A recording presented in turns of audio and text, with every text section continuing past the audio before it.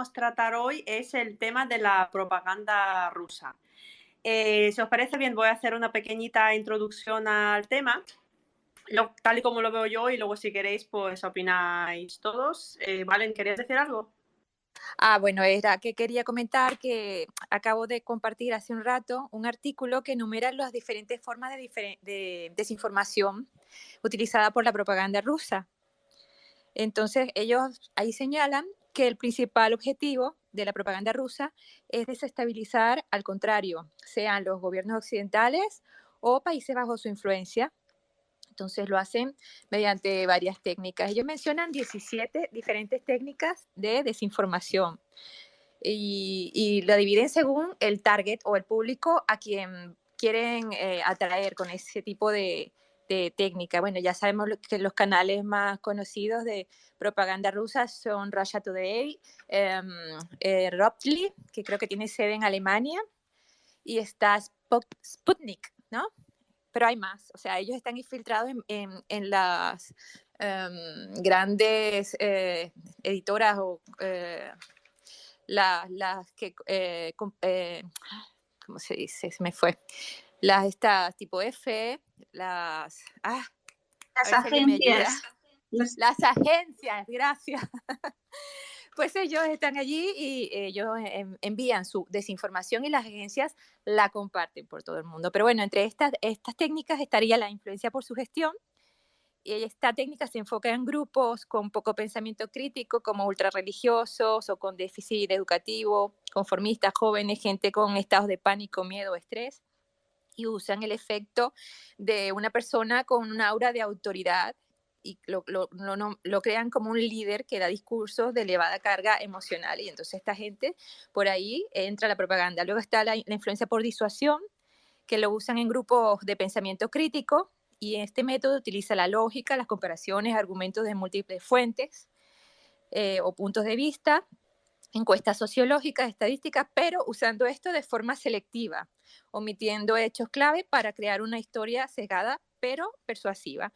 Luego el método 60-40, creado por Joseph Goebbels, ministro de propaganda de Hitler durante el Tercer Reich alemán, consiste en que el 60% de la información es veraz para crear confianza, mientras que el 40% inyecta desinformación en momentos críticos, aprovechando la confianza que ya han obtenido, ¿no? Y bueno, luego un montón más: perspectiva angular, distracción, troleo, que la misma Margarita Simonian se ha declarado abiertamente un troll, la repetición, la ingeniería positiva de la imagen de algún líder de un partido que sea afín en otros países, por ejemplo, la manzana podrida, que es acusar a alguien de algún escándalo, luego la gran mentira, que es esta misma, pero desproporcionado, o sea, proporciones monstruosas el descrédito. Luego están los rumores, las medias verdades, la luz de gas, que es acusar al otro de tus culpas o de tus crímenes, y las falsas equivalencias, que esta a mí me toca personalmente porque es mi cruzada personal, porque ellos comparan a veces la búsqueda de independencia de algún país con el separatismo de alguna región, o el nacionalismo con el separatismo, pero eso ya es otro tema y no lo voy a tocar ahora, pero es que la falsa equivalencia es que tela. Y nada, eso es lo que quería comentar. Muchas gracias, Valen, por nombrar las diversas tácticas. Luego te pediré que me pases la lista, porque son ya como las tácticas específicas, ¿no? Desde el punto de vista técnico. A mí me gustaría, por ejemplo, hablar de las distintas maneras que podemos analizar la propaganda rusa y los diversos tipos de divisiones que se pueden hacer, así como a rasgos más generales, ¿no? Yo he identificado, en primer lugar, por territorio, es decir, para cada país ellos buscan maneras específicas de que cale más, ¿no? Por ejemplo, el idioma es muy importante.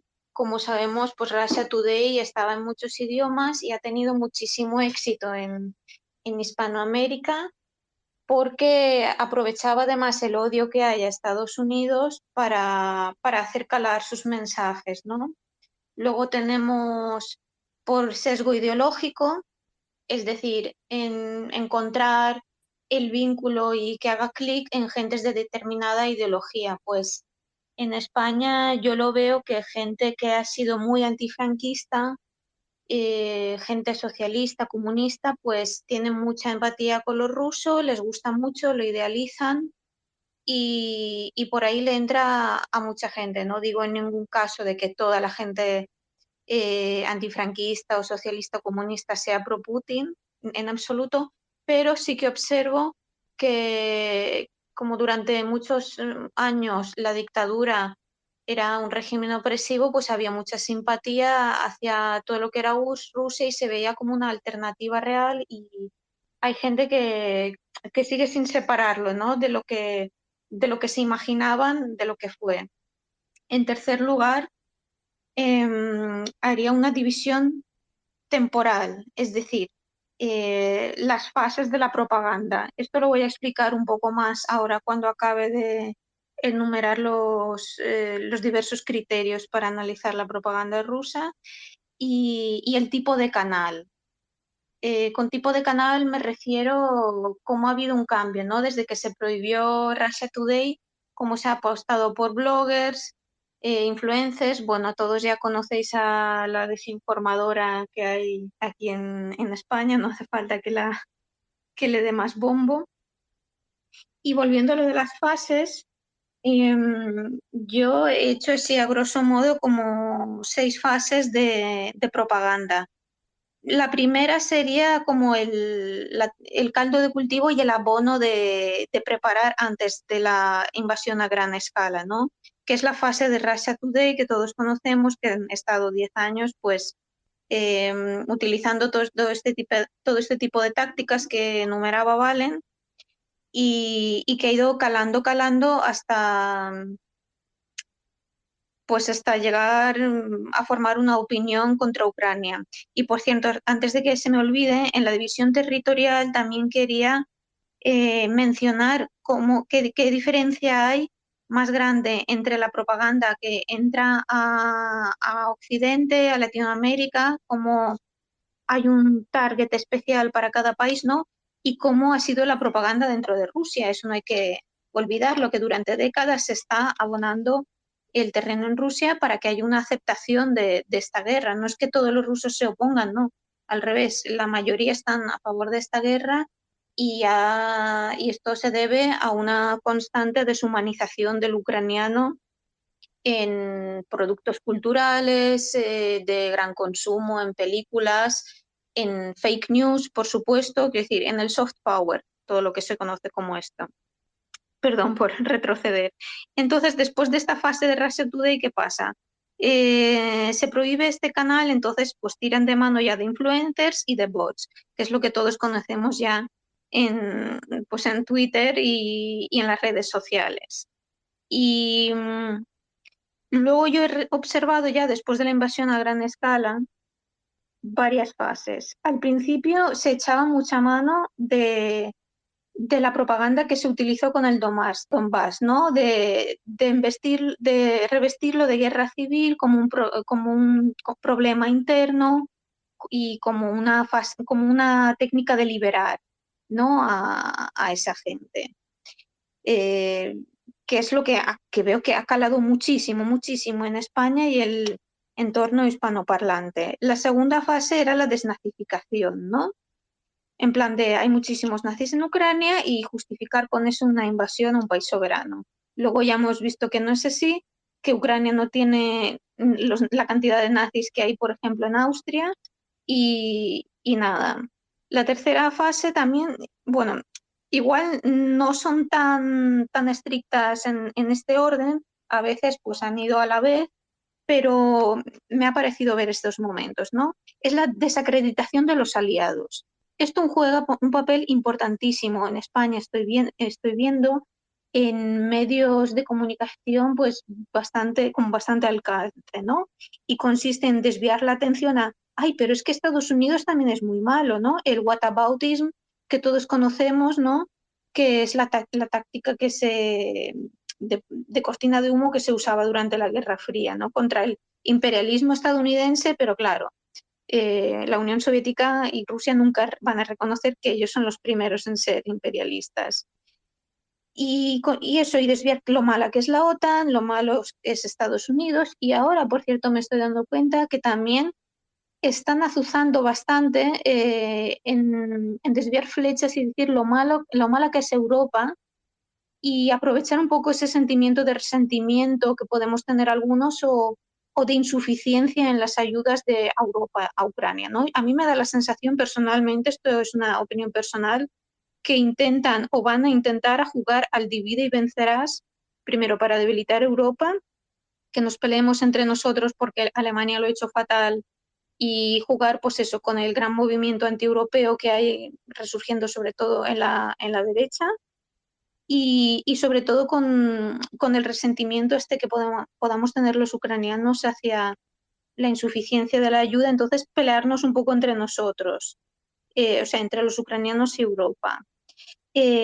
Otra fase que he visto es acusar a Zelensky de todo, de supermagnate, de drogadicto, vamos, de todo lo peor, de que es un bufón, o sea, usar una desacreditación totalmente infundada. Él, según tengo entendido, es licenciado en Derecho y no es simplemente un cómico. A ver, cualquier persona que estuviese en su circunstancia, cualquier presidente, no sé si estaría a la altura, perdón. Es decir, yo creo que está a la altura de las circunstancias, aunque yo no era fan de él antes de la invasión a gran escala, de confesar, yo lo veía así con un poco de desconfianza. Eh, creo y muchos creemos, creo que estaréis de acuerdo, que está a la altura de las circunstancias. Entonces, pues eso, usar la desacreditación al presidente y siempre obviando e intentando ocultar el hecho de que ha sido un presidente electo democráticamente, ¿no?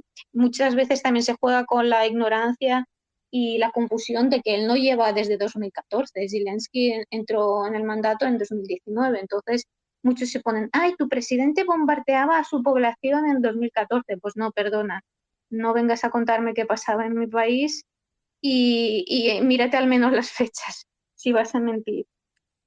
Conforme más avanzan las tropas ucranianas recuperando territorios, los bulos van cogiendo más intensidad. Yo creo que eso lo hemos observado muchos que estamos siguiendo la parte bélica, ¿no? No solo las bajas civiles, sino los que estamos mirando el avance de los mapas. En cuanto llegan HIMARS, ¡pum!, vamos a soltar alguna trola de que Ucrania se va a hundir, vamos a lanzar un mensaje de pesimismo de que Ucrania no podrá ganar la guerra. Ahora bien, el nivel de representación o el nivel de poder que tengan en el país, en comparación con otros y en comparación con la noticia mediática que es, no tiene nada que ver. Y es solamente uno de los puntos. Luego también podemos aprender muchísimo del tema del coronavirus y cómo han subido meter la mano allí los medios rusos para ir creciendo la desestabilización y jugar con los sentimientos y calar entre cierto público. Y cómo han ido creciendo algunos de sus bloggers o personas afines en poder mediático por simplemente seguir la retórica pro-Kremlin. Sí, yo quería comentar que desde el Euromaidan se ha visto que las personas han utilizado las redes sociales para enviar información, digamos, de los hechos en el momento y lo que está viviendo la gente en ese momento, y ahí ha perdido un poquito la propaganda rusa, pero es que rápidamente se han adaptado y han creado las granjas de troll de San Petersburgo. Hay sucursales en Latinoamérica de trolls que meten su desinformación en todas las áreas que ellos pueden hacerlo. Y también en los buscadores, yo he visto que ha habido muchísimos cambios, porque yo anteriormente buscaba información de un tema de Ucrania y no me salía la cantidad de propaganda antiucraniana que me sale ahora de primera. O sea, es brutal. Además, por otra parte está la Wikipedia, que no sé quién la edita, quién la controla, pero yo particularmente he intentado corregir datos falsos y recientes que se pueden comprobar, y no me permite, porque en teoría la Wikipedia se puede editar por cualquier persona, pero en estos casos me lo rechaza. La verdad es que sí que es muy curioso el tema de las fake news, cómo perduran en el tiempo. Yo últimamente sigo el criterio de que si una noticia realmente es cierta y realmente es importante, dentro de 3 días seguirá viva y la verás en medios de referencia que realmente valen, con un investigativo más profundo que te haga referencia de dónde sale la información, o sea, con todo bien documentado. Y realmente en lo que se basa normalmente las noticias rusas es noticias, al menos actualmente, son noticias relámpago, lo que les llamo yo. O sea, noticias que inundan de golpe en gran cantidad en medios de tercera o de cuarta o incluso solamente en redes, pero está por todos lados. Y luego siempre hay algún otro medio grande que cae en la trampa, ya que está apareciendo por todos lados, tomando esa noticia como cierta. Pero luego al cabo de 3 días normalmente ya cae el bombo, o sea, se descubre todo y aunque el medio grande quite la noticia o rectifique, ya es tarde, porque la noticia ya ha calado y hay gente que ya lo puede usar de referencia y justificar, mira, se ha publicado ahí, no sé qué, no sé cuál, cuando ya se ha demostrado que no, pero es que la parte de demostración que no tiene el mismo bombo, porque no comienza a salir en todos los medios, eso, de tercera o en todo el Internet. La desacreditación de una noticia no tiene el mismo peso que la noticia falsa, lo que me parece muy, muy curioso. Sí, yo de hecho tengo un ejemplo de esto. Hace una semana y media, salió una noticia de que Zelensky había despedido al embajador ucraniano en Alemania porque Alemania iba a incumplir las sanciones o no sé qué historia o algo así. Y él mismo en el vídeo que se graba por las noches ha dicho que eso era un cambio normal y ordinario, que además de él se ha despedido varios embajadores más y que iban a nombrar personas nuevas, ¿no? Pues en un periódico español saca esa noticia en un tuit poniendo eso, que como que es un cambio porque está enfadado con Alemania y que quiere cambiar la política alemana, en fin, un bombo que le han dado a esta noticia. Veo los comentarios de abajo, la gente indignadísima poniendo quién es para mandarnos lo que tenemos que hacer, como que genera un malestar en la sociedad en general.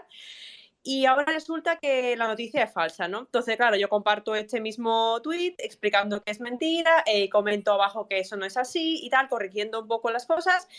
Y claro, mi tweet ha tenido 10 retweets a lo mejor y 5 me gustas. Cuando el tweet original, que es el que cuenta la noticia que no es cierta, pues tiene 200, 1000 o no sé, un montón. Entonces es muy difícil el poder tú, digamos, explicar las cosas o dar información que es mentira cuando no tienes medios para ello, ¿no? No tienes la repercusión que puede tener un periodista o puede tener otra persona, ¿no?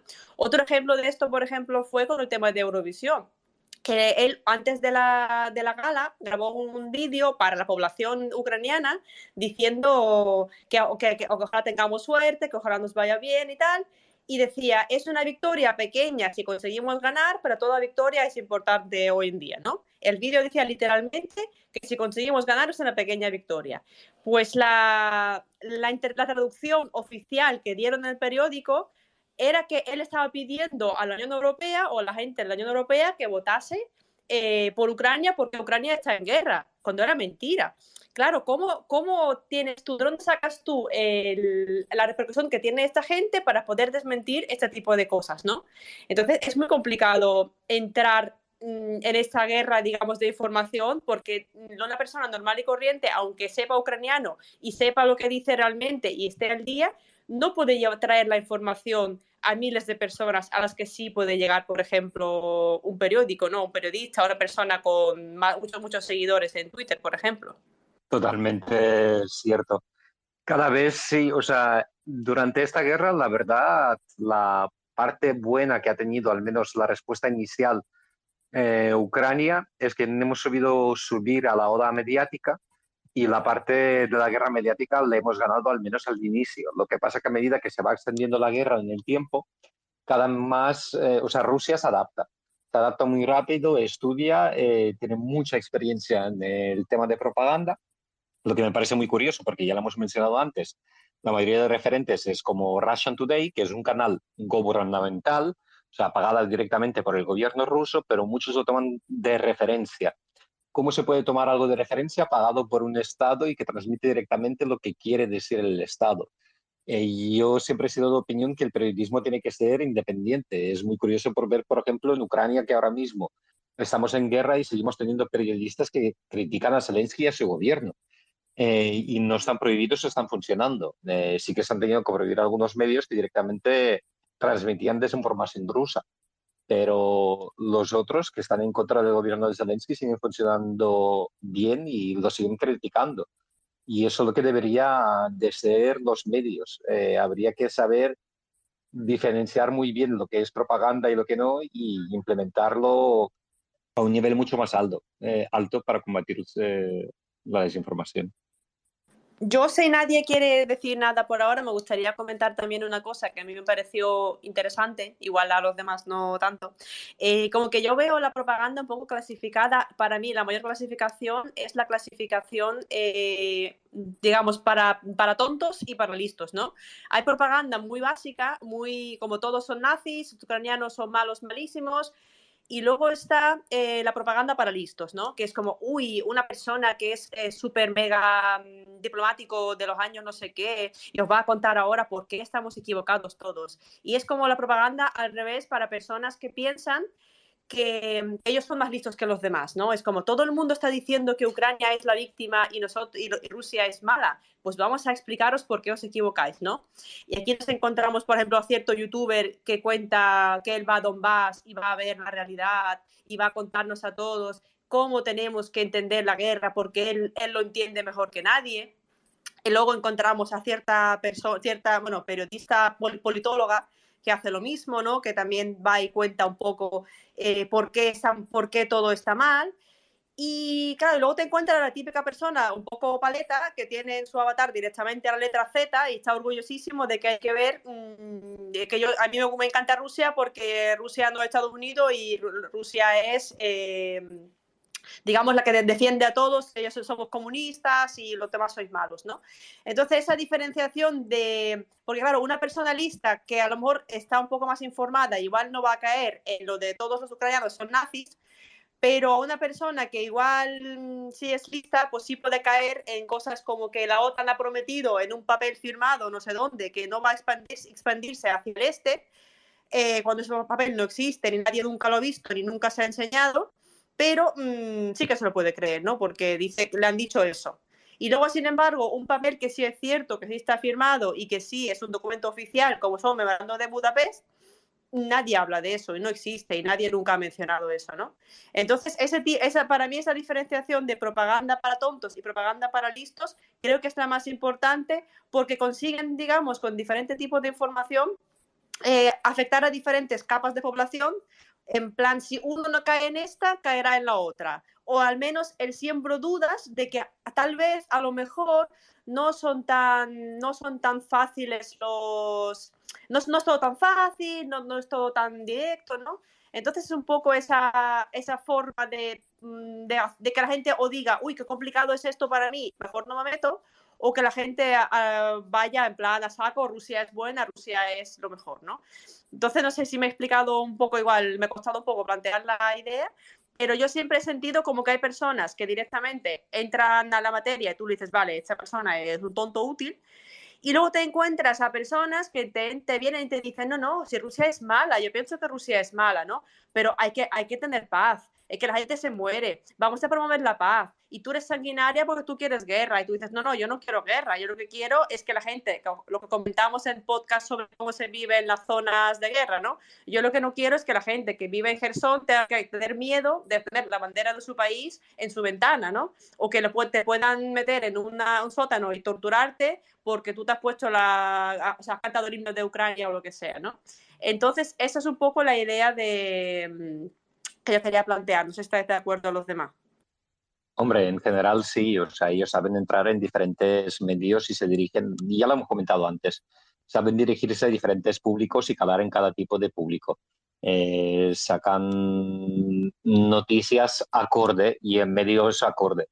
En uno serán propaganda anti-Estados Unidos y que están peleando contra la OTAN y contra los imperialistas. Para otros quedará el tema de propaganda de que en Ucrania son nazis. En otra quedará la propaganda es que están defendiendo a la gente en el Donbass. Para nosotros quedará la propaganda de que Rusia tiene el derecho a esos territorios por el tema de Unión Soviética o por el Imperio Ruso. En el otro porque están protegiendo a Europa blanca y cristiana, lo que se está perdiendo y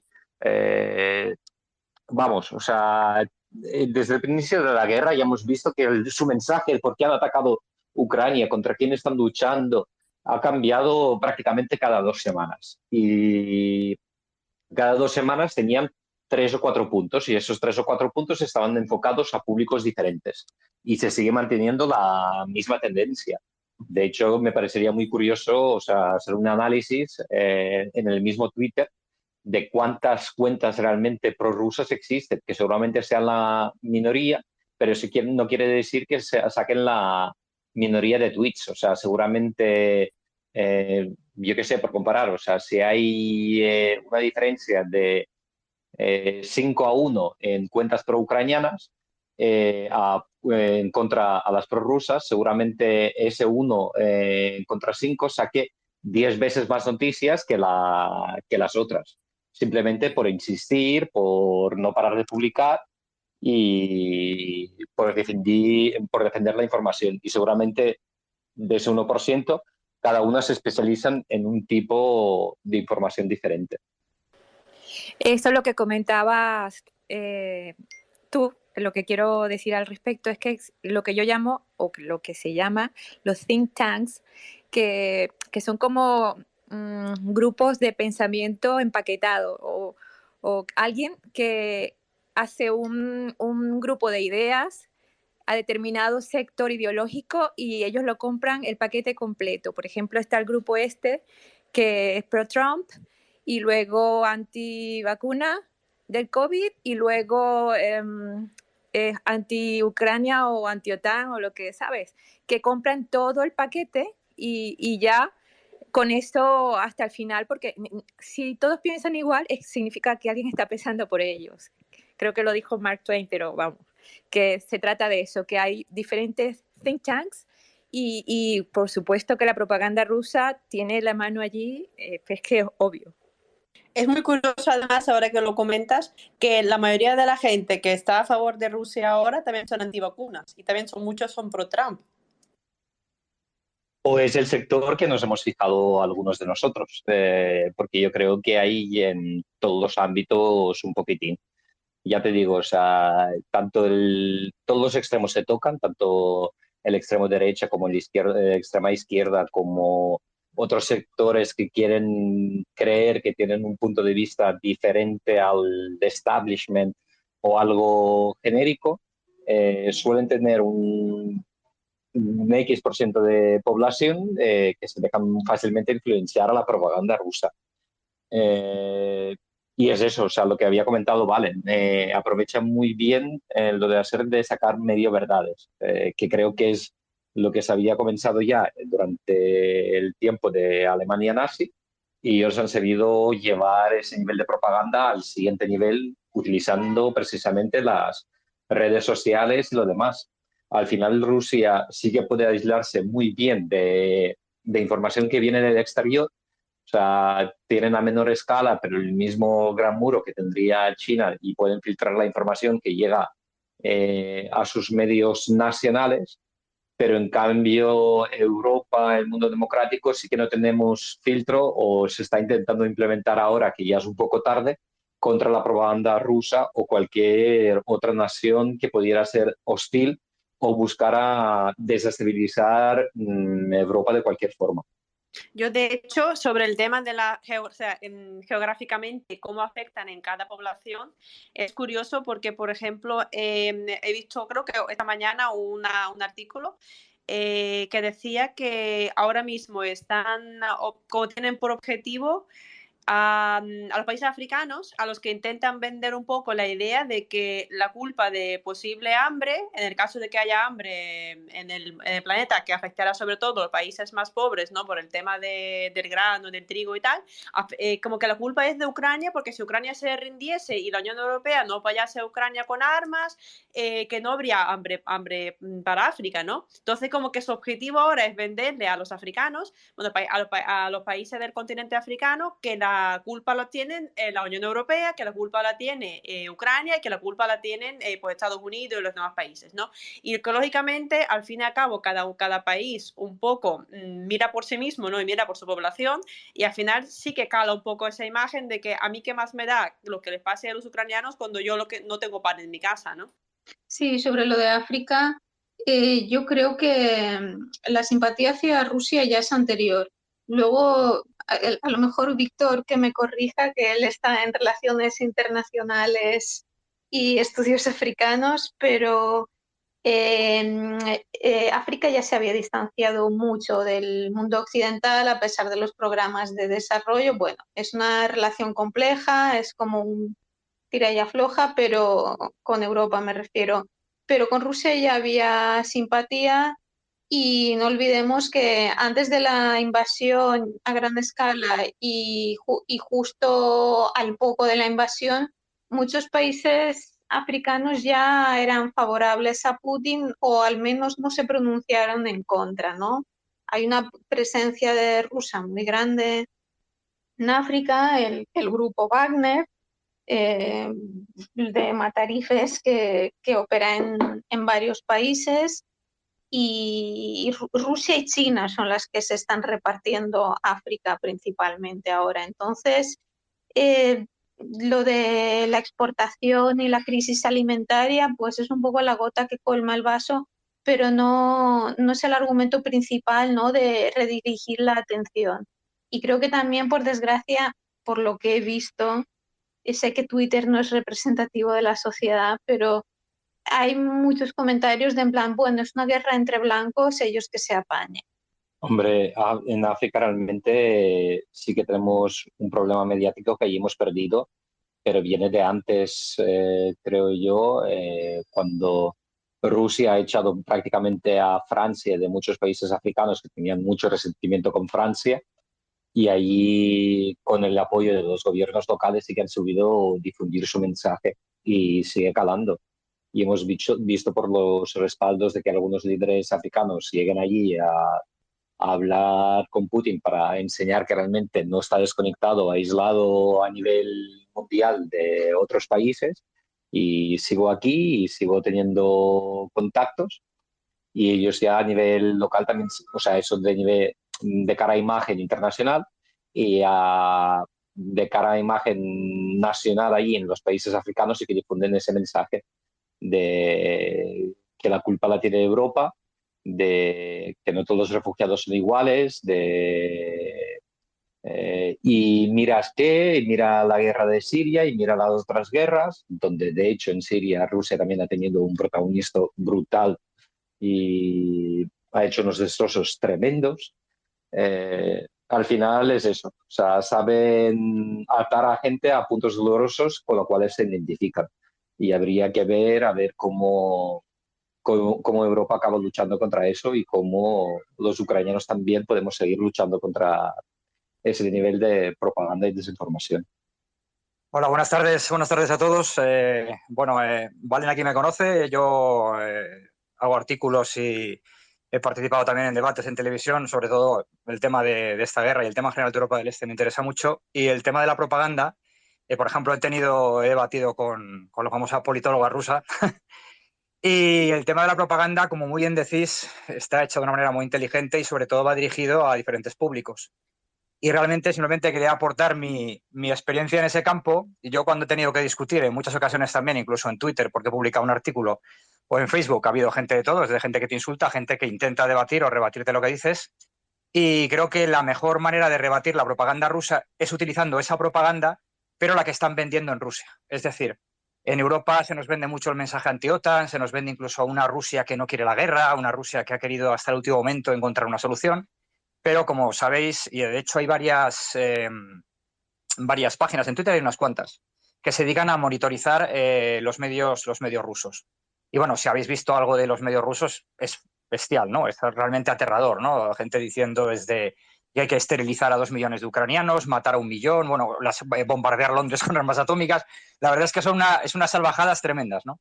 Entonces, es siempre un buen sistema, ¿no? Para romper ese discurso, utilizar el mensaje que ellos están utilizando allí, que como bien decía antes uno de los que, no sé quién lo decía exactamente, hablaba de que se lleva preparando ese caldo de cultivo, ¿no? Este caldo de cultivo para la guerra. Yo esto se lo dije, por ejemplo, a la politóloga y me lo negaba hasta que ya le tuvieron que decir en el plato, no, es cierto, sí, lo que está diciendo Álvaro es verdad, ¿no? Estaban hablando de cosas en la televisión y esto lleva años pasando.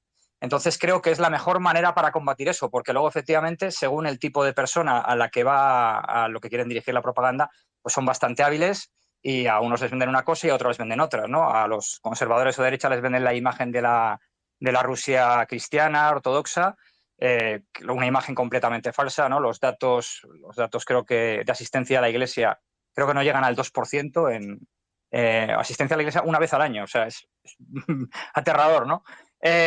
O luego a otros les venden pues el pasado comunista, ¿no? Porque, bueno, como sabéis, vuelven a levantar en Ucrania, en las ciudades que están ocupando, vuelven a levantar las estatuas de Lenin o vuelven a poner los nombres de las calles de la época soviética.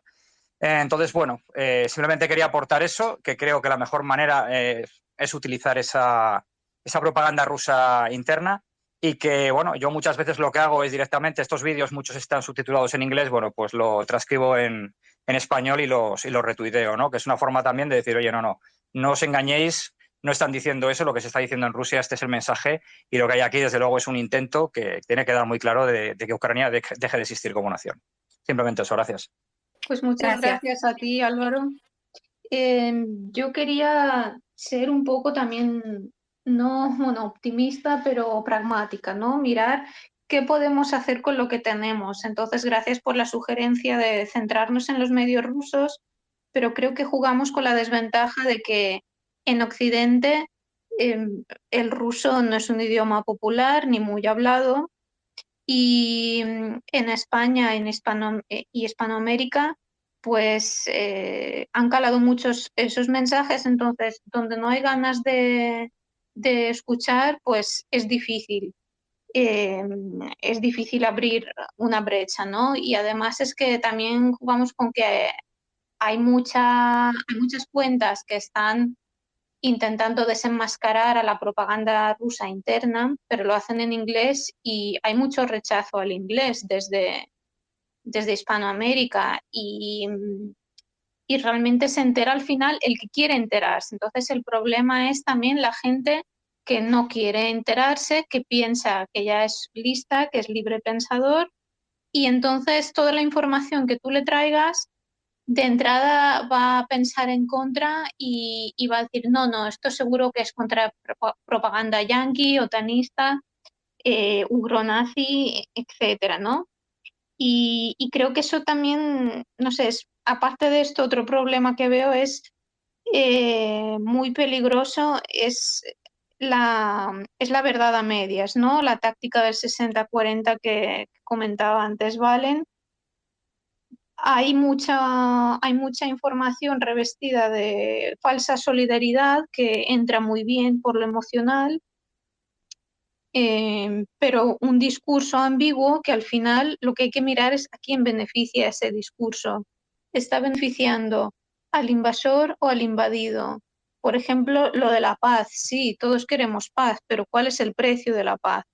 ¿No? Entonces, desmontar eso y también lo he hablado con gente, con activistas que están en Ucrania, en plan de qué podemos hacer, ¿no? Pues hemos hecho manifestaciones, ahora estamos haciendo un flash mob online de hacernos fotos con información en sitios de interés y subirlos a Google Maps para dar visibilidad, ¿no?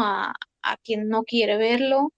Pero claro, en el campo de la información tenemos que pensar que estamos luchando David contra Goliat, ¿no? Que es una industria millonaria y creo que muchos bots están centrados en desgastar emocionalmente en hacer perder el tiempo. Eso es algo que comentamos entre ucranianos cada 2 por 3, de que ha venido alguien y nos ha llamado nazis y algún gilipollas sin empatía, o que realmente están buscando eso, desestabilizarnos, quemarnos y que no frustrar, o eso, que reaccionemos realmente, reaccionemos muy mal y dejarnos en evidencia en plan de mira estos que salvajados, ¿no? Entonces, pues eso, es un poco abrir un poco la veda, a ver qué opináis, qué podemos hacer y hacer así nuestro think tank también. Y sobre todo preguntaros a los periodistas qué opináis vosotros, ¿no? De este acceso desigual a la información o este acceso desigual a tener voz. Sí, me gustaría también que interviniesen, si os apetece, por supuesto, a Olesia y a Leticia, que veo que estáis de oyentes. Y nada. Hombre, allí tenemos una ventaja de la OFAN. La OFAN ha sido un movimiento tremendo que se ha organizado ahora mismo en la red y cada vez que tienes alguna cuenta bot que te está molestando demasiado, acudir al artículo 5 de la OFAN y ya está. Yo creo que está dando, o sea, esta guerra mediática está creando cosas muy interesantes y al menos la guerra memática de memes, de seguro que la estamos ganando en Ucrania. Justo quería decir eso que acabas de decir, que tradicionalmente la propaganda rusa ha sido un campo de decir verdaderas memeces. Ha jugado con lo que le facilitaban las redes sociales y lo que le facilita Twitter, que básicamente, lo querramos o no, son mensajes sencillos, unidimensionales, como comentaba antes Álvaro, un poco hechos marketing a medida para cada grupo en parte. Y creo que, aunque estemos siendo un poco pesimistas ahora mismo, creo que el campo nos es bastante más favorable de lo que era hace 8 años. O sea, hace 8 años tú ponías un comentario a favor de Ucrania y tenías a 20 trolls rusos encima. Ahora mismo creo que la proporción está un poco a la inversa y es gracias pues a inventos que pueden parecer una chorrada, como por ejemplo NAFO, pero está bien. Y a propósito de lo que decía Yelena antes de África, o sea, muy acertada tu reflexión, pero no quiero pensar que África es una batalla perdida ahora mismo. Quiero decir, veo bastante más duro luchar contra la propaganda rusa en Latinoamérica, que ya tiene toda esa leyenda negra construida pues con 60% de verdad, 40% de mentira contra Estados Unidos, pero creo que en África, por sinergias, por proximidad, por intereses compartidos, se puede luchar contra esa propaganda rusa. Y nada más por mi parte. Yo quería comentar eso a raíz de lo que has dicho, de que antes se te echaban de encima los bots. Yo sí es cierto, eso lo he notado mucho porque en la época de Maidán era horrible. Era en plan que tú decías alguna cosa y prácticamente se te estaban encima 20, 30 personas insultando, es lo que decía Ostap en nuestra conversación privada una vez, ¿no? Bueno, en nuestro grupo, que decía que si no te he llamado nazi, asesino y cosas por el estilo, es que algo estabas haciendo mal, ¿no? Porque realmente, yo recuerdo la época de Maidán era horroroso. Y luego más adelante, no sé si os acordáis de la historia del futbolista ucraniano que se apellidaba Zozulia, que vino a jugar al Betis y vino con la camiseta del tridente ucraniano. Y luego tuvo problemas en el Rayo porque que si era nazi, que le decían de todo. De hecho, le han jodido la carrera al chaval porque no pudo jugar en ningún equipo de primera, creo recordar. Luego también me hizo mucha gracia porque ese mismo equipo, creo que su entrenador dijo después que para crear equipo había que violar juntos a una chica y este señor no le pasó absolutamente nada, ¿no? Y un futbolista que traía la bufanda la camiseta con el escudo de su país, pues le han fastidiado la carrera, ¿no? Entonces, sí que es cierto que ahora mucha gente más te apoya y mucha gente más está metida en el tema y no te sientes un poco tan solo y tan aislado, porque yo tenía ese sentimiento de sentirme absolutamente sola, como si vas contra el mundo y que nadie te apoya y que tú intentas defender un poco tu país y decir que no son nazis, que son personas normales, que tal. No, es un golpe de Estado, todos son nazis, están matando judíos, y había tales barbaridades como el niño de 4 años crucificado en Slaviansk, que me acuerdo yo que la gente se lo creyó. Y tú decías, pero ¿cómo podéis creer que alguien en el mundo normal va a crucificar un crío de 4 años delante de su madre en un país civilizado europeo, ¿no? Y sí es cierto que ese cambio, al menos por ahora, sí se ve, y la verdad que se agradece bastante. Olesia, veo que has pedido palabras, si quieres decir algo. Sí, hola a todos. Perdonad que no haya podido participar más, pero me habéis pillado conduciendo cuando ha empezado la grabación. Ina, totalmente de acuerdo contigo, porque cuando empezó el Maidán yo estaba en la uni estudiando periodismo y había una asignatura de Relaciones Internacionales en la que todos comentábamos el Maidán, etc. Y bueno, a mí se me echaban encima en clase todos los estudiantes de periodismo por defender el Maidán y por defender Ucrania.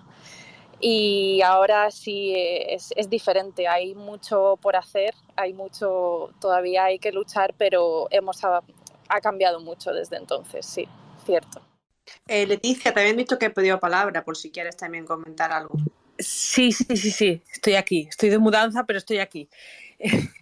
Yo os quería decir que a ver, he cubierto Ucrania también desde Maidán, desde el 2014, y sí que hay una diferencia muy grande, y sobre todo en los medios. Y yo creo que no sé cuál es vuestra opinión con respecto a la cobertura que hemos hecho los periodistas hispanohablantes en Ucrania, pero sí que ha sido una cobertura extensa. Y se ha intentado explicar a fondo, y se ha intentado verificar en muchas ocasiones y contrarrestar ese relato. Así que no, tenéis que ser positivos. Yo creo que en ese aspecto, y también la respuesta que ha dado Europa,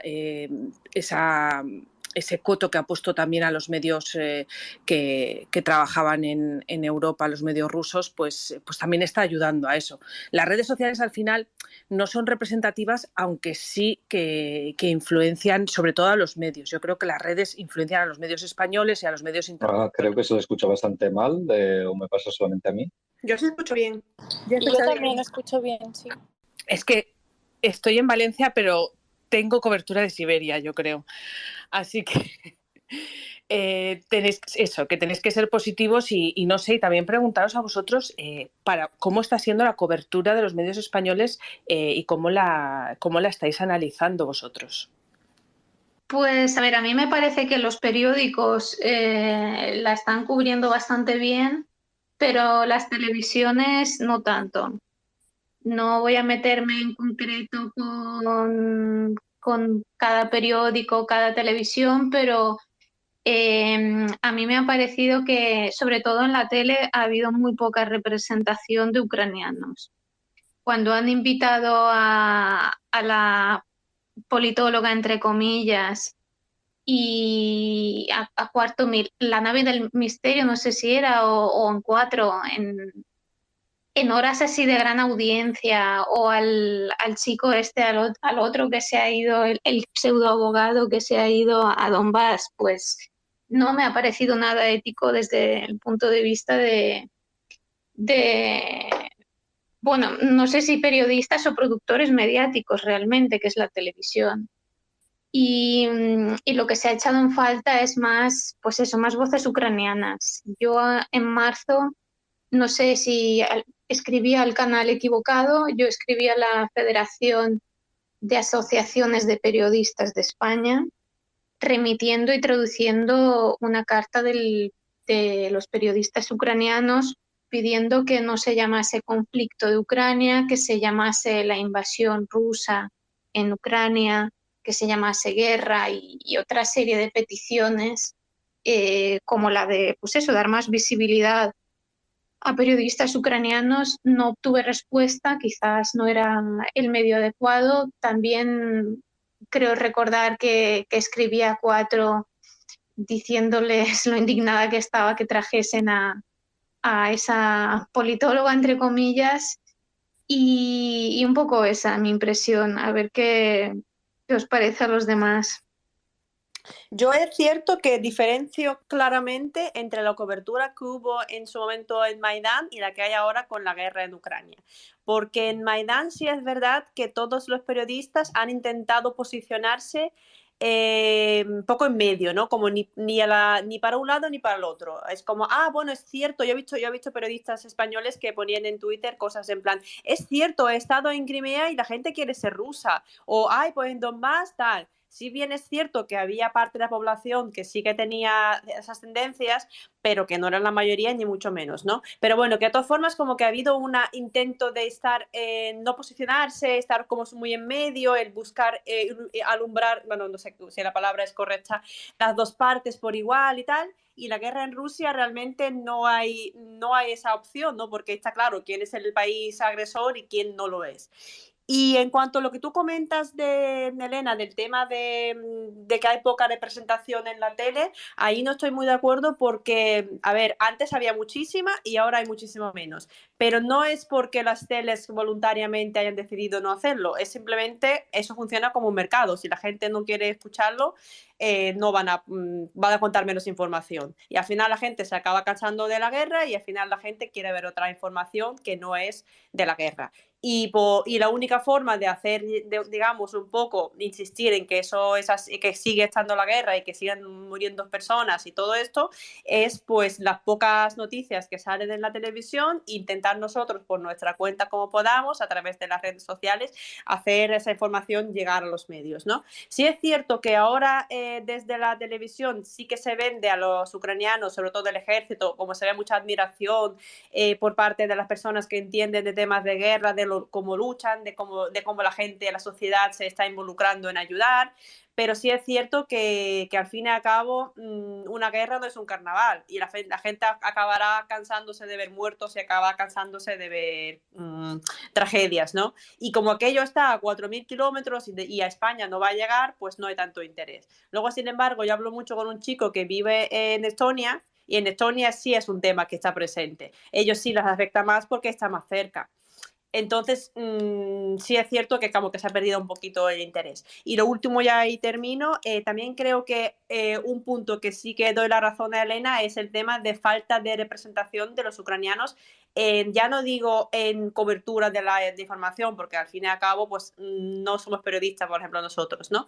Pero sí es cierto que cuando hay algún tipo de debate o cuando hay algún tipo de platós relacionados con Ucrania, pues estaría bien mínimo contar con personas de Ucrania que ha vivido o que vive, que hay bastantes españoles que hablan ucraniano o que gente de origen ucraniano que sí que puede aportar su punto de vista, ¿no? Y igual si alguna persona que tiene un familiar en el frente que venga de Ucrania diga, yo quiero que mi marido, mi hijo o lo que sea luche en la guerra, porque si mi hijo deja de luchar en la guerra no vamos a tener patria, pues igual escuchar eso de una persona que sí vive ahí o que tiene vínculo directo haría que dejen de venir aquí los expertos del sofá a decirte, claro, como tú no tienes nada en Ucrania, tú quieres que mueran ahí porque tú eres la sanguinaria y te encanta la guerra, ¿no?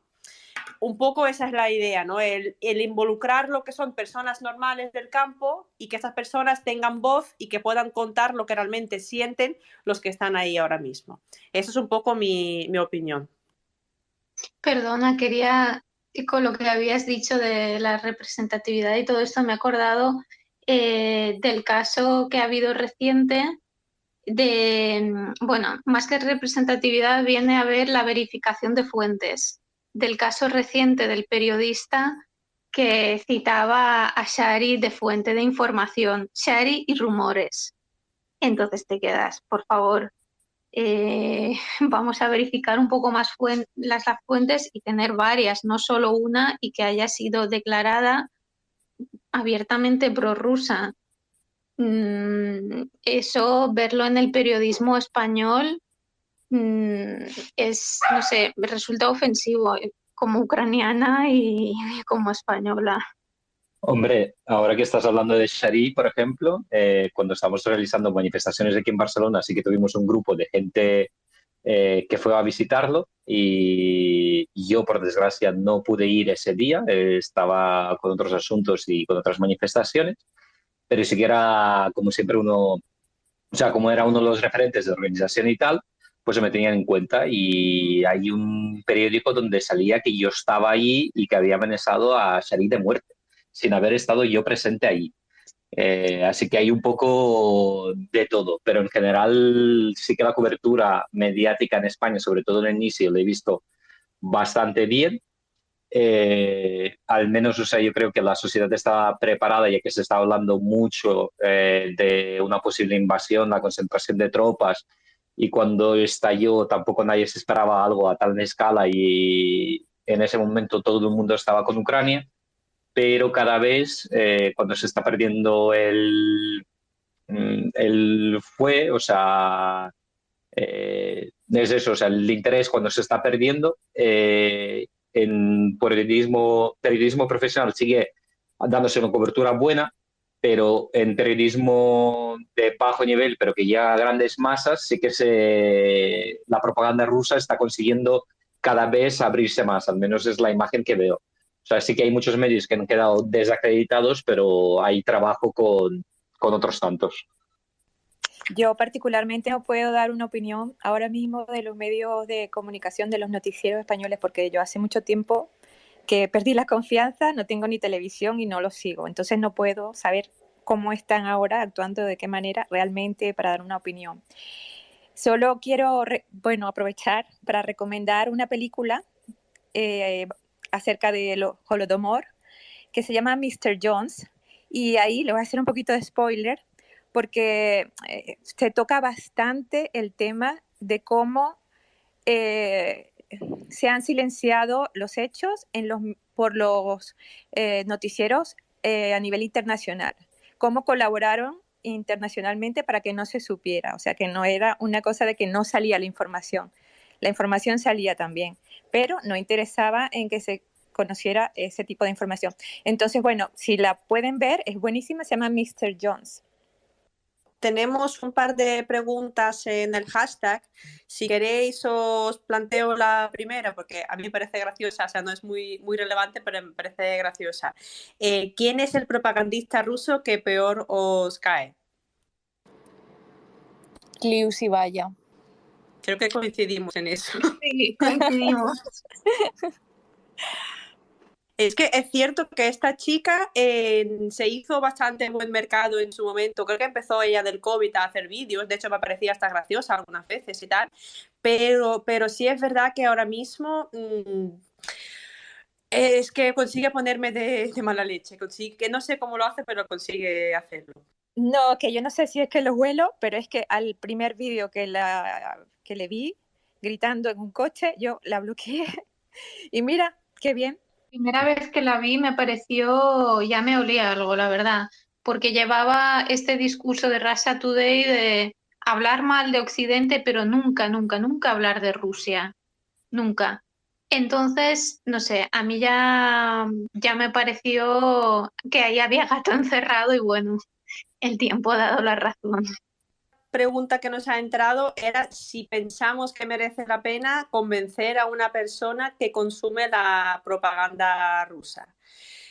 A ver, yo voy a contestar por mi parte un poco cortito. Yo intento debatir con personas cuando veo que existe alguna posibilidad de que recapacite, ¿no? Si es cierto que tú te metes en el perfil de alguien y tiene una Z en el perfil y banderas de Rusia por doquier, no merece la pena. Es más, va directo al blog porque es que yo para estresarme y pasar mal rato, pues no merece la pena, ¿no?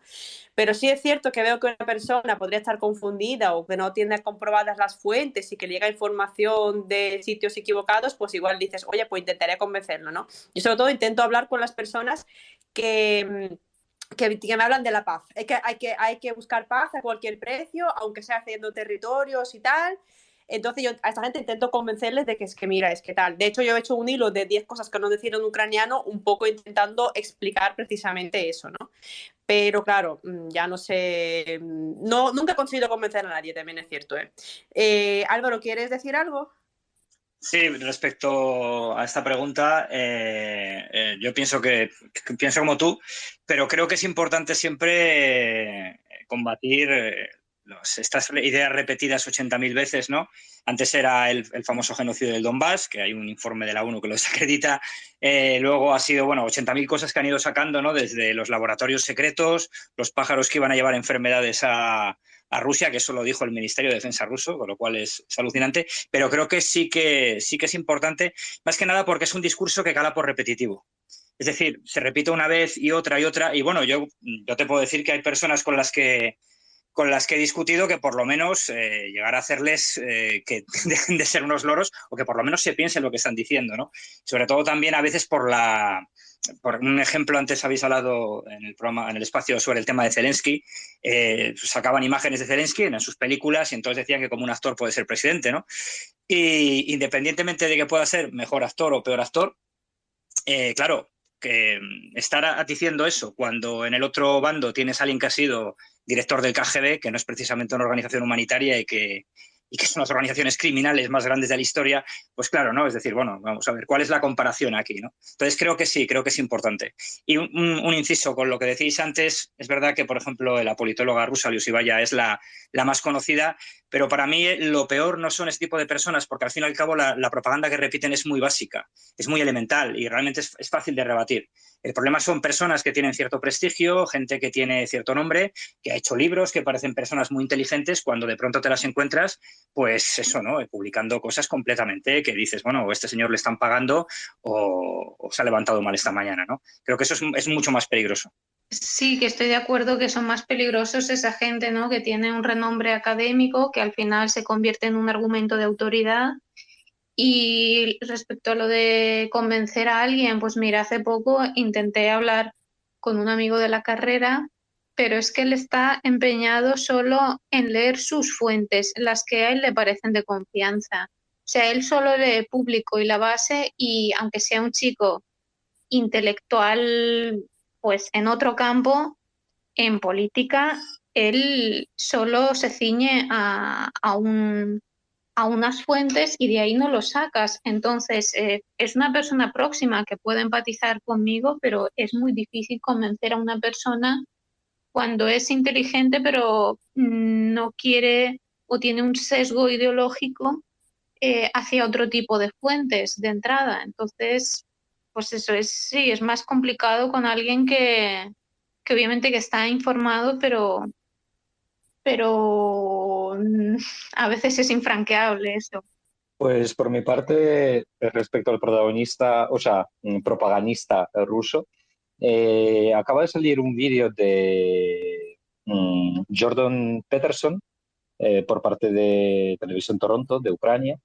Lo acabo de compartir en un tuit otra vez. El vídeo está en inglés y desmiente parte de su propaganda.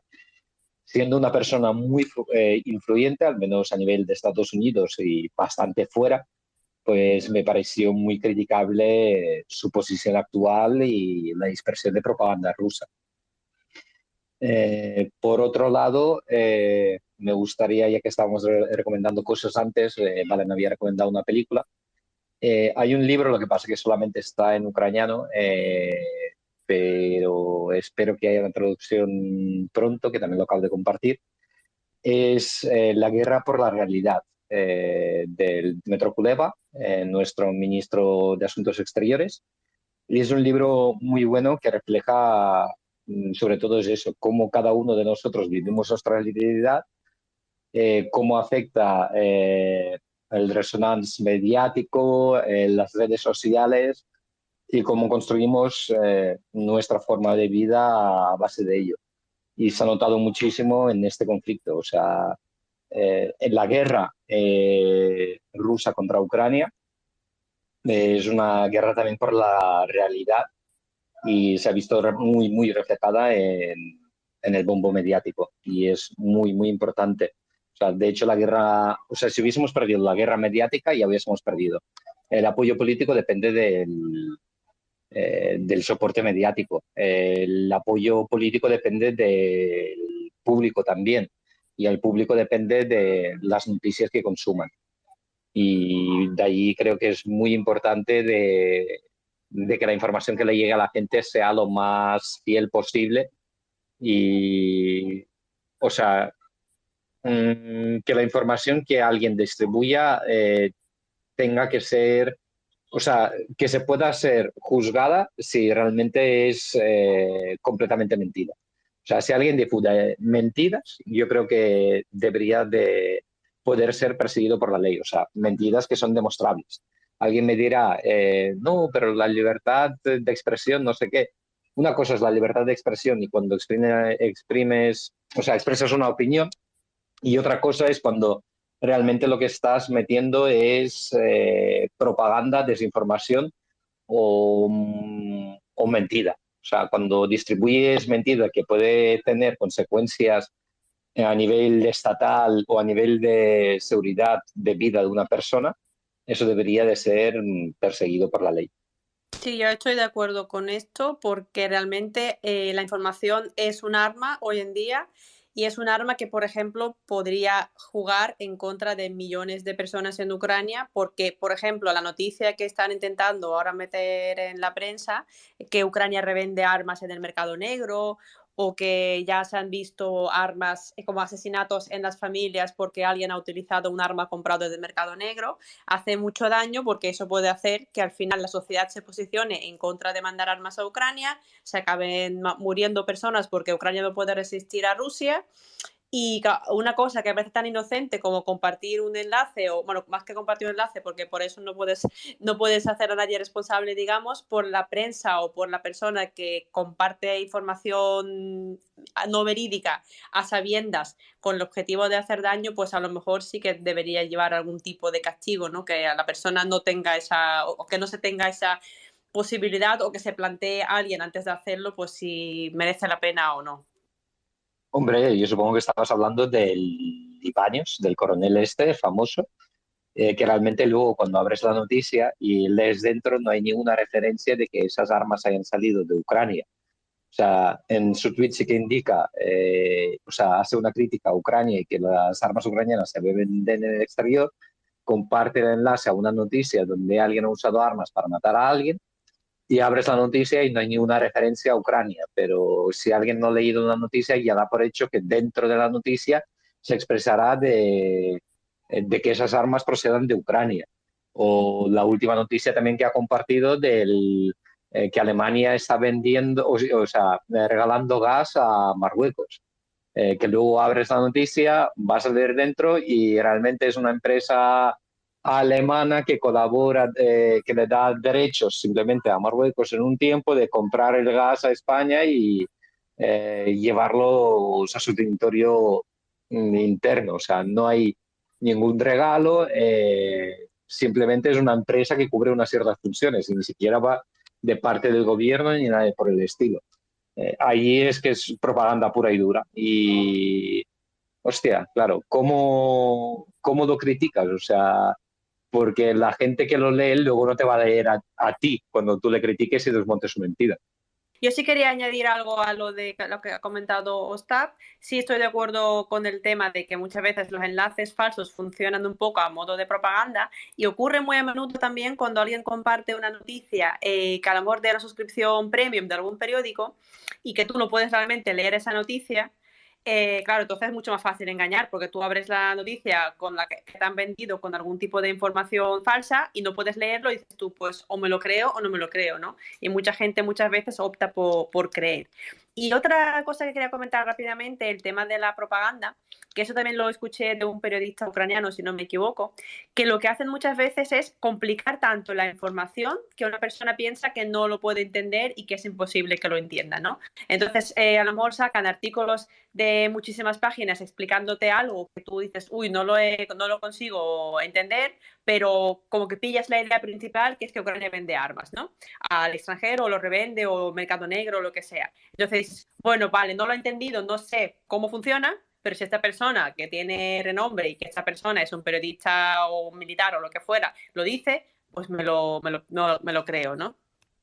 Sí, otra forma que quería comentar de falsificación de noticias o de vídeos en este caso, es cuando colocan los subtítulos falsos en algún discurso X de Putin, por ejemplo, y él está hablando de, qué sé yo, de los héroes de guerra de la Segunda Guerra Mundial y los subtítulos están hablando de proteger a la familia contra la progresía, ¿qué tal? ¿Sabes? Entonces, claro, no hablan ruso, pero ven los subtítulos en español de una cosa con la que ellos están de acuerdo y a Putin lo elevan como Dios. Eso Bueno, eso es lo que pasó por ejemplo, con Luis Ibaya, que había sacado un recorte, pero allí sí que la traducción era buena, del discurso de Zelensky, que estaba hablando con un periodista, pero solamente habían puesto un cacho de la conversación donde, por lo visto, en 2019 Zelensky decía de que iba a atacar el Donbass y yo acabé traduciendo la conversación entera porque el Zelensky solamente estaba contestando la pregunta del periodista y estaba diciendo todo lo contrario. Y le estaba explicando qué pasaría si declarara el estado de guerra en el 2019, que tendríamos que ir allí a atacar y tal, y que él no está dispuesto a ver a morir a su gente y que cree que hay una solución política o una posible salida política a todo, a lo que estaba pasando en ese momento. Y era justamente el mensaje contrario, pero es tan fácil transverjarlo, o sea, darle la vuelta a algo cuando la gente fuera no habla el idioma o cuando alguien de fuera, aunque sepa el idioma, no sabe el contexto de cuál se ha sacado. O sea, cuando algo se saca de contexto es muy difícil negarlo, porque realmente escuchas el vídeo corto y dices, hostia, pues sí, lo está diciendo. Pero menos mal que hay gente que se acuerde, hostia, que había una entrevista donde hablaba todo, o buscas la fuente y dices, hostia, no, está hablando completamente lo contrario. Sí, totalmente.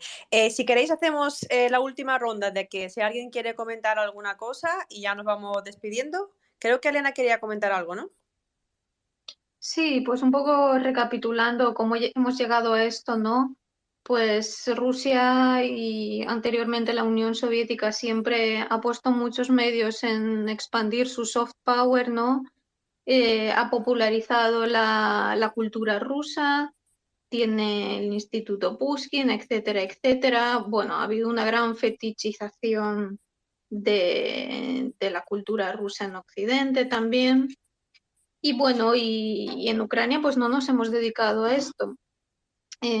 Yo creo que una de las vías va a ser no solo la vía informativa de las redes sociales, antipropagandística, porque medios hay. Yo estuve los 2 primeros meses a partir de la invasión a gran escala traduciendo voluntariamente al castellano para Ukrainer, para que llegase, para poder llegar con información pues en el idioma local.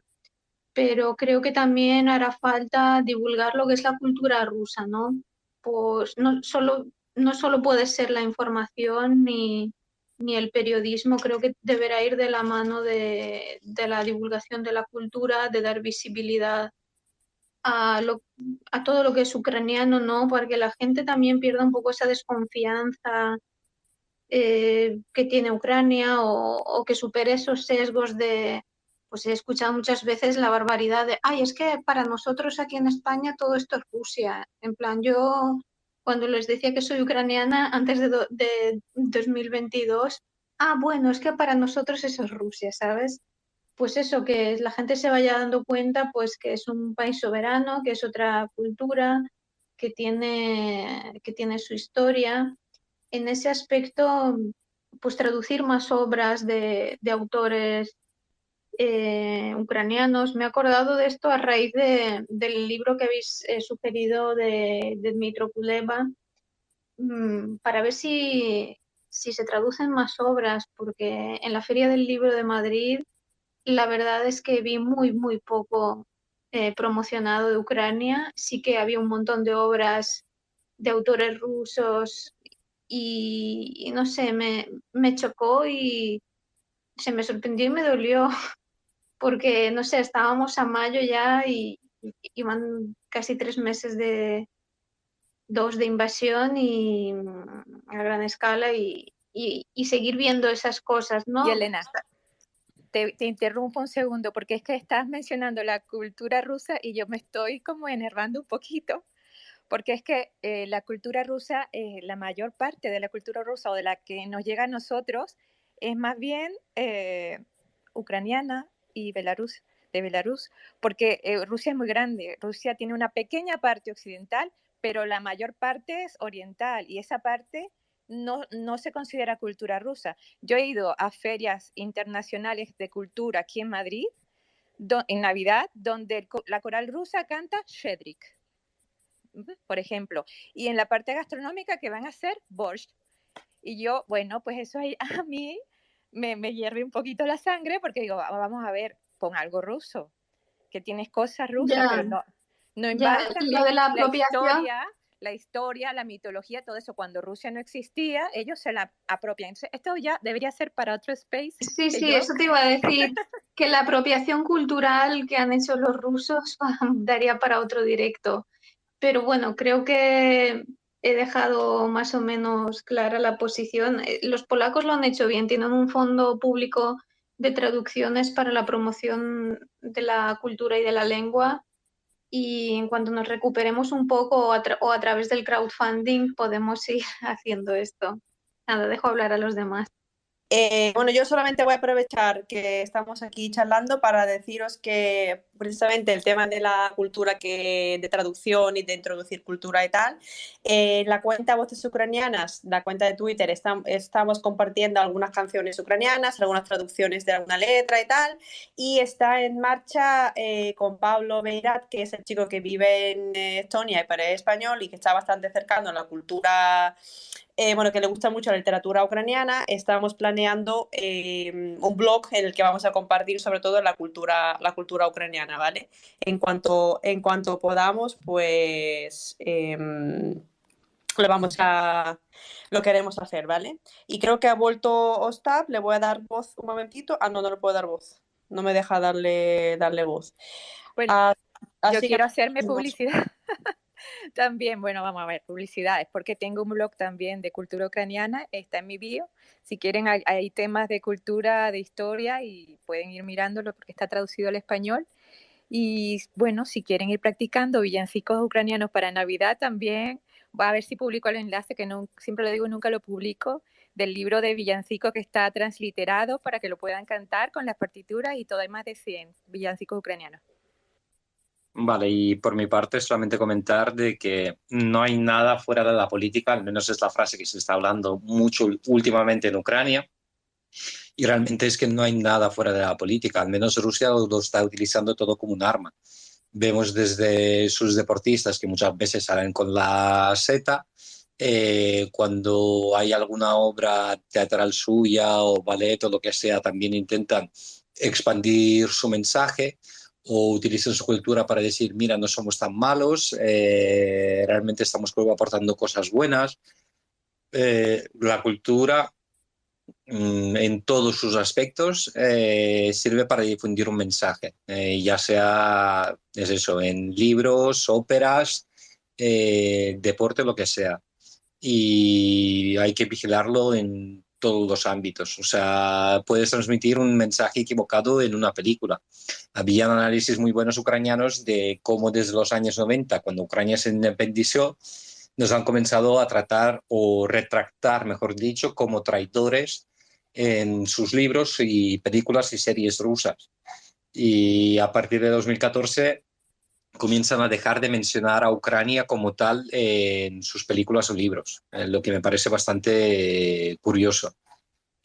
O sea, vemos que esto viene desde muy lejos. ¿Por qué la sociedad rusa está tan en contra de ucranianos? Porque los ucranianos en sus películas desde los años 90 aparecemos como traidores, colaboracionistas nazis y cosas por el estilo. Y han sabido aprovechar esto para transmitir un mensaje. Y ese mensaje muchas veces se exporta hacia afuera también.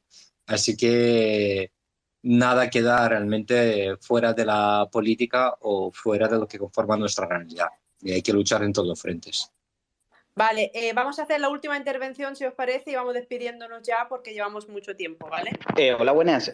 Mire, quería comentarles que, para dejar las cosas claras, que Liu, por ejemplo, empezó en el tema de la política, intentó entrar en Ciudadanos, PSOE, PP, y como por lo visto no tuvo mucha suerte, al final ya se hizo antioccidente y, digamos, pues ya empezó a tirar por el tema de Rusia, etc.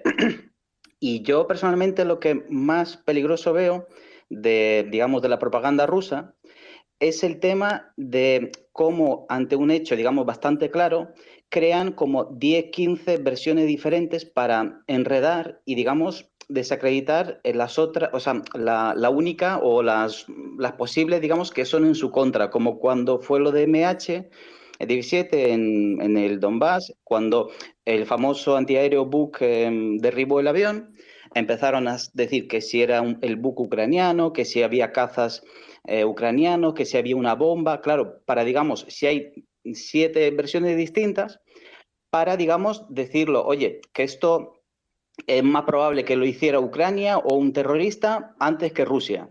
Igual que pasó con Bucha. En Bucha salió pues, las imágenes que hemos visto yo creo que casi todos, pero Rusia dijo, no, es que esto fue el día antes o el después, no, que seguro que lo movieron, que estos estaban en la morgue. Digamos, tantas versiones que llega un momento que dudas realmente si pasó eso. O sea, gente cercana me dice, pero seguro que pasó esto porque es que yo leí en tal.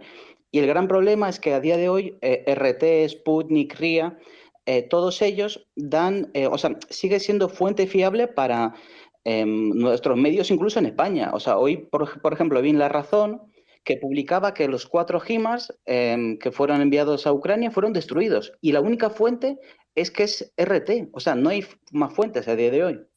De hecho, la fuente creo que era el Ministerio ruso, que mintieron sobre ese tema hace unos días y lo han cogido la información y tal cual la han trasladado cuando Ucrania lo ha desmentido. Entonces, pues, no sé. Es que es eso, que a mí me...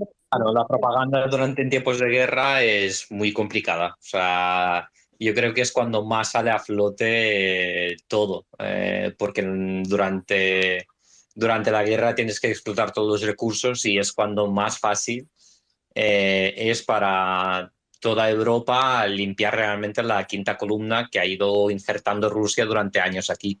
Y yo creo que es necesaria de cara a la seguridad de todos los estados europeos.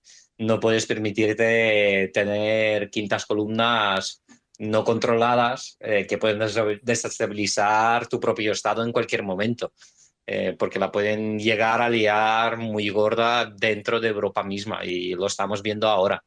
Y yo creo que ahora es el momento idóneo. Pero bueno, por mi parte ya está. Muchísimas gracias por este space. Ha sido un placer. Gracias. Chicos, los que habéis pedido voz y no os lo podemos dar, os invitamos a participar en los próximos spaces que hagamos, porque ya llevamos 1 hora y media y no queremos alargarlo mucho más, ¿vale? Muchas gracias a todos por intervenir, a Leticia, Álvaro, Leisa, sobre todo a vosotros, porque nos interesa mucho la opinión de personas que se dedican profesionalmente al tema de periodismo en el tema de propaganda, porque creo que es muy interesante lo que nos podéis contar vosotros, ¿vale? Así que nada, el viernes que viene volveremos. Los que no hayáis podido hablar hoy, espero poderos dar palabra, ¿vale? Y con esto pues cerraríamos por hoy. Muchas gracias, chicos. Slava Ukraini. Heroyam Slava. Heroyam Slava. Heroyam Slava. Heroyam Slava. Gracias por la invitación. Acción. Acción. Acción. Acción. Acción. Acción. Acción.